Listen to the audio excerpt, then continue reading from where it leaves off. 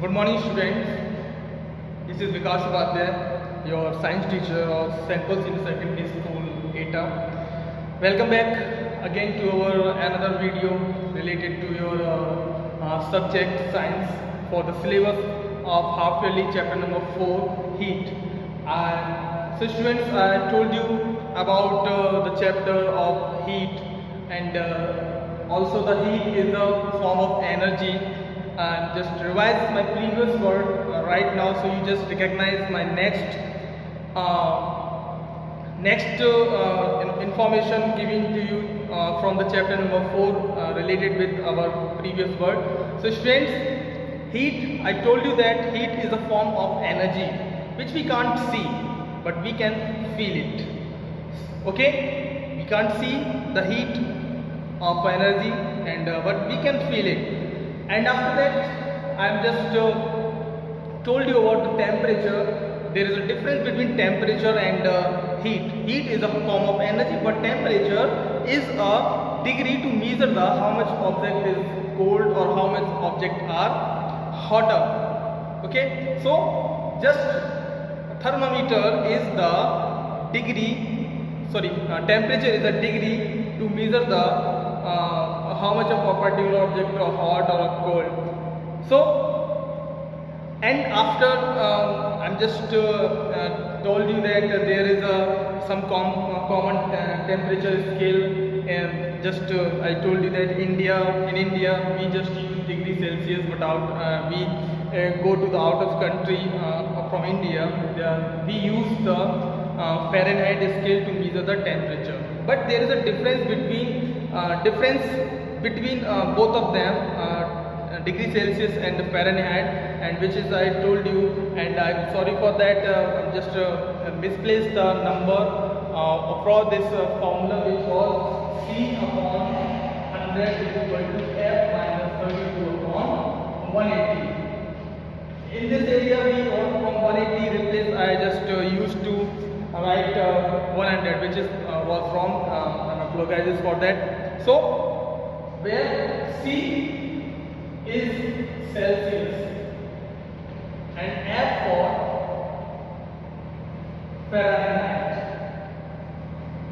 Okay, so C upon 100 is equal to F minus 32 upon 180, where C is a Celsius, which is measured in India as a temperature, and another is F is the corresponding temperature in the Fahrenheit. Okay, so students, now we used a device to measure the temperature known as thermometer. The thermometer is a device used for measuring the temperature of a particular object, and we divided that thermometer into two parts. First one is a laboratory thermometer, which used in this is measuring the temperature of substance in a laboratory, and second one, and I also give the precautions how to use the laboratory thermometer when used in a lab. Okay, another one is our clinical thermometer, which is mostly used by a doctor to measure the temperature of a body. So, clinical thermometer. What is clinical thermometer? Is used to measure human body temperature. Simple. Laboratory thermometer is used to measure the temperature of a particular object which is placed in lab. Another clinical thermometer used to measure the human body temperature, which is used by mostly doctor when you are going to fall ill, you just suffering from fever or many more diseases. Okay, so it consists of a glass. If we talk about the clinical thermometer, which are used to measure the temperature of human being by the doctor, so it is consist. If you just see the clinical thermometer and observe that there is a glass tube having a thin and uniform bow, like this. I hope you all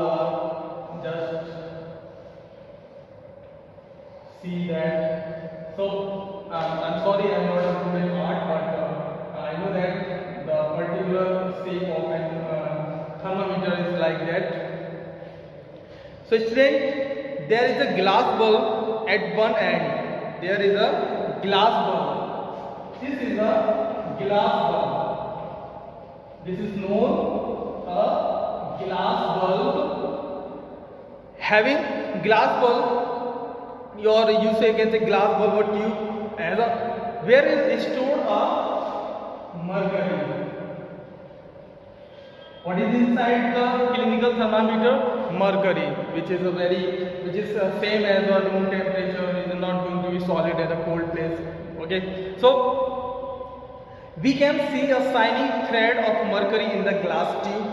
To other end, the glass tube is selected after removing air from it. Okay, this type of a line, which is one place just kink here. Okay, so this temperature has a temperature scale marked from 35 degree centigrade to 42 degree Celsius. This is marked from 35 degree centigrade to 42 degree centigrade. Okay, clinical thermometer has used two temperature scale mark on its glass. There is two kind of mark on a glass if we use the clinical thermometer. Okay, so there is a two side of mercury thread, the Celsius scale of temperature and the Fahrenheit scale of temperature. There is a two measure scale. I told you that in India using the Celsius and out of country using the Fahrenheit. Okay, and the normal human body temperature is 37 degrees Celsius or 98.6 Fahrenheit. Okay, normal human body temperature. If we talking about in the term of Celsius, the normal body temperature of particular human is always 37 degrees Celsius. And if we talking about in Fahrenheit, there is 98.6 Fahrenheit. Okay, so student, a clinical thermometer. This is a clinical, and previous video I told you that about laboratory thermometer. So in clinical thermometer has a kink or constriction in its glass tube just above the bulb containing mercury. From above that place, this place having a particular kink which is known as the constriction. What is constriction? The kink prevent the mercury level in the thermometer tube from falling on its own. Why it is kink over there? Because when this particular part of mercury never goes up, that is why in clinical thermometer above the glass bulb having a kink, because of the thermometer tube from falling on its mercury level not going to falling on tube from the its own. Okay, so students, a clinical thermometer can measure temperature accurately. Can, use the word can, means to say not perfectly but can use the measure the temperature accurately up to 1/10 of a degree. 1/10 of a degree. 1/10 of a degree means to say 0.1 degree centigrade. Okay, it cannot be used to measure high temperature. It can't be used to measure the high temperature. It has been designed to measure only human body temperature, which is the normal body temperature is I just write over here 37 degrees Celsius, which is a normal. So clinical thermometer only used to is mainly made for the measuring the temperature of human beings. Okay, so in case it is used to measure high temperature, if we are going to temperature, measure the temperature rather than human and other object, temperature will get damaged. It can't be measure the temperature if we are going to measure the another particular object temperature. So most of thermometer, listen, most of thermometer use mercury at the thermometer liquid. In the thermometer, even they are laboratory thermometer or clinical thermometer. In both thermometer there have a mercury in the liquid form. Mercury has a highly toxic substance. Listen, mercury has a highly toxic substance and it is difficult to dispose of safety in case of thermometer. So therefore digital thermometer which do not use mercury are commonly used these days. If you notice that today's generation doctor, they are not using the thermometer which is made by the glass tube. They are just using the digital thermometer which is measure the accurate temperature of the particular human body. So as I told you, as I discussed the precautions while using the laboratory thermometer, same as there is some precautions and there is some how to use the thermometer. There are also precautions about the clinical thermometer. So students, so first precaution, you can say first how to use uses of list of uses, how to use the clinical thermometer. Wash the thermometer properly with an antiseptic solution. You just saw that when you go to the doctor, they just use the thermometer with another candidate. After use the thermometer with that candidate, they pour some antiseptic solution over it and wash away. Then put it in your mouth to measure the temperature of your body. Okay, everyone know that. So now hold the thermometer tube finally, like that is why it is not a, this is chalk. Okay, so just put it all on the top of the edge of the thermometer. So sum of jugs so that the mercury thread and the glass tube of the thermometer falls below 35 degrees Celsius. Now second one, put the bulb of the thermometer under the tongue of the patient and hold the thermometer gently. You just always know that the doctor put the thermometer below your tongue to and left it maybe 1 minute or 1.5 minutes, 2 minutes to measure the accurate temperature of your body. Okay, so after that, they take it from your mouth and patient mouth to measure the temperature of that body.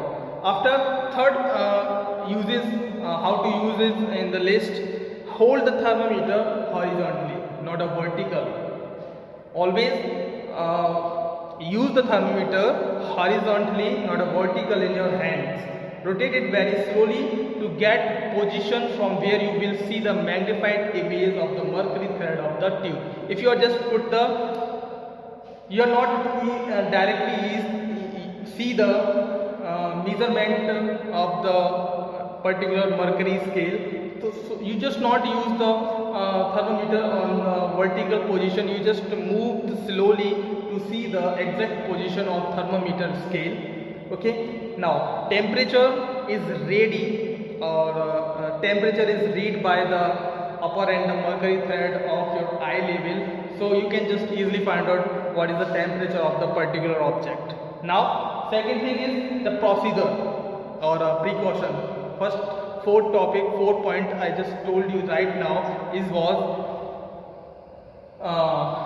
the uses of clinical, how to use the clinical, and there is some precaution while using the clinical thermometer. So first one is reading must be taken by keeping the level of mercury along the line of sight. Mean to say reading must be taken by keeping the level of mercury along the line of sight. Second, the thermometer should not be held by the bulb while reading it. And last one, the thermometer must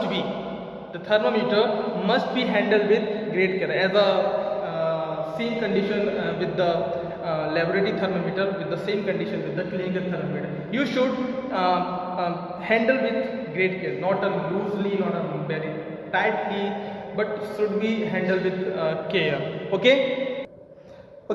So next topic of chapter number 4 is transfer of heat. Everyone know that we can't store heat from a particular place. Heat always transfer from one place to another. So transfer of heat, always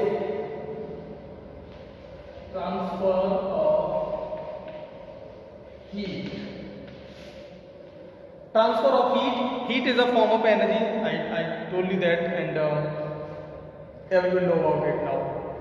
So heat is a form of energy which can flow from one body to another body. If we you easy notice, take a metallic rod and put it on a fire. After some time you just where you hold it, where the temperature is not risen up, that particular part of a particular object going to be heat, and you will not touch as the part of particular metallic rod, put it in the fire or heated where you want. And if you're talking about the example, when you mom and preparing the tea in the kitchen, they put a ball on a gas stove, and after that when you're not going to put the gas ball on a gas stove, that time they are cold. After heated up, they are going to be heat, and it is not easy for us to pick a particular bowl with our naked eyes. You're always using some particular things to pick up a bowl from the gas stove. So always, from this all two example, I just want to say that heat is transfer from one place to one particular part to another part. Always from you can say one body to the another body. So heat can also flow from one part of a body to other part of the same body. If I suppose this is a metallic rod, I put a fire from this particular place. After some time, the particular the heat part is here. The heating is flow from the cold towards the cold parts, which are not risen up. So I'm just one question just raised from all the particular thing. What are the conditions under which heat can flow? What are the condition which heat up flow? If we dip a metallic spoon in a cup of a hot tea, if we dip a metallic spoon in a cup of hot tea, we find that the temperature of the spoon rises and soon it becomes hot. That time, before not dip a particular spoon in a hot coffee or tea, that time the spoon is cold temperature. But after put it on the hot coffee or tea, the temperature of the spoon going to be risen, so it become hot. In this case, some heat from the hot tea flow from that particular place to the spoon or metallic spoon. The process of carrying heat, listen now, this is the main sentence. The process of carrying heat from one part of another cold part, or from one object to some other object, is known as transfer of heat. The word exact transfer means one place to another, transferring the heat. Again I repeat the definition of transfer of heat. The process of carrying heat from one part of another object or one object to another object is known as or called transfer of heat. So heat flow from hot object to a cold object. This line is most important. Always remember, heat flow from hot object to the cold object. If I heated up this part, the particular transferring heat from that place to the that place, not at that place to the that place. If heated here, the transfer of heat heated from that to that, but not here to here. There. So, okay. So main part always move from hot place to another cold place. Okay. Now the flow of heat of transfer higher temperature another body at a lower temperature. Now heat can flow from a body. Heat can be flow from body of a higher temperature to another body at a lower temperature in three ways, different ways. First one is conduction. What is conduction? Now, if we're talking about solid, heat is transferred by conduction. Let us perform activity for understand conduction of heat. Read the activity number 4 before moving further. Okay, student. So till now we studied our next topic, which is given in our this chapter number 4. Before move further, read the activity number 4 and come to me with your question and answer when I posted a video on our school app. Okay, student. Till now, that's it for today. Thank you and have a nice day. Enjoy your day. Stay healthy and eat healthy. Stay happy. Okay.